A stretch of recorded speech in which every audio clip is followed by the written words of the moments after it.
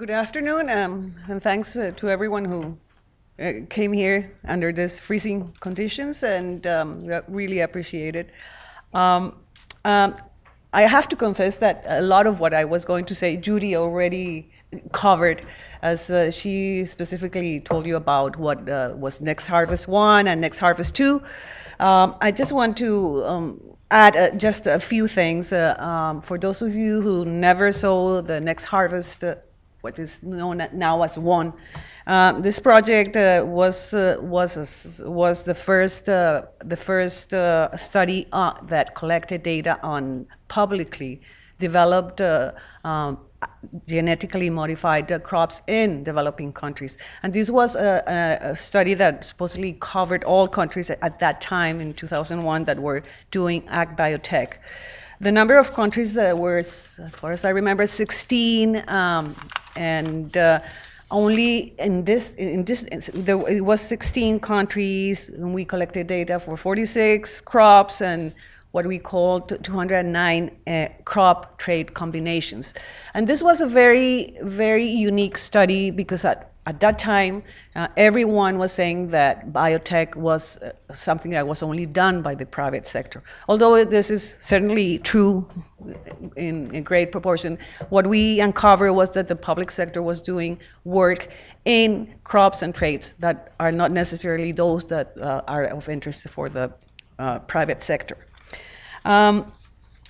When we initiated this project, Next Harvest 2, we built upon this, the results of Next Harvest 1. But we covered, the scope of our project is much wider in one sense and much less in another sense.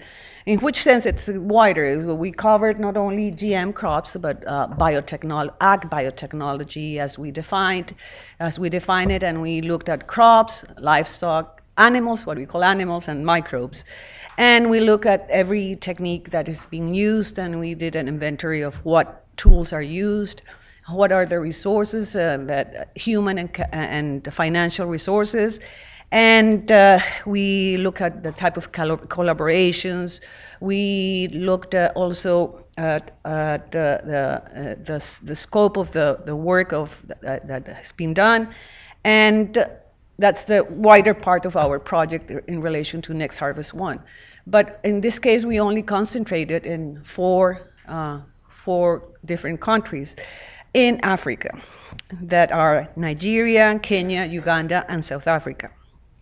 So we have 4 experts, local experts, in-country experts that worked on this, and we collaborate in the sense that we developed a very detailed, at one point very detailed survey instrument that to collect all this information that I'm talking about.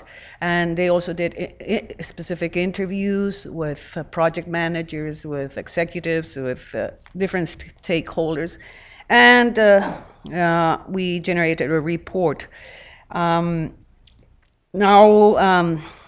think that's all I have to say about the purpose of the project was to collect this data about the ag biotech capacity in these 4 countries.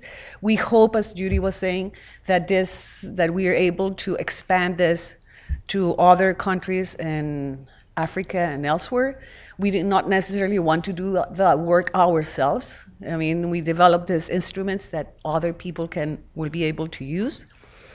And that's what we hope to accomplish. And I think the recommendations and the findings of this project are quite interesting. I'm not going to talk about them. Our experts, our in-country experts, are going to be briefly talking about this. And the first person who is going to talk is Virginia Kimani from Kenya, our country expert. So please, Virginia.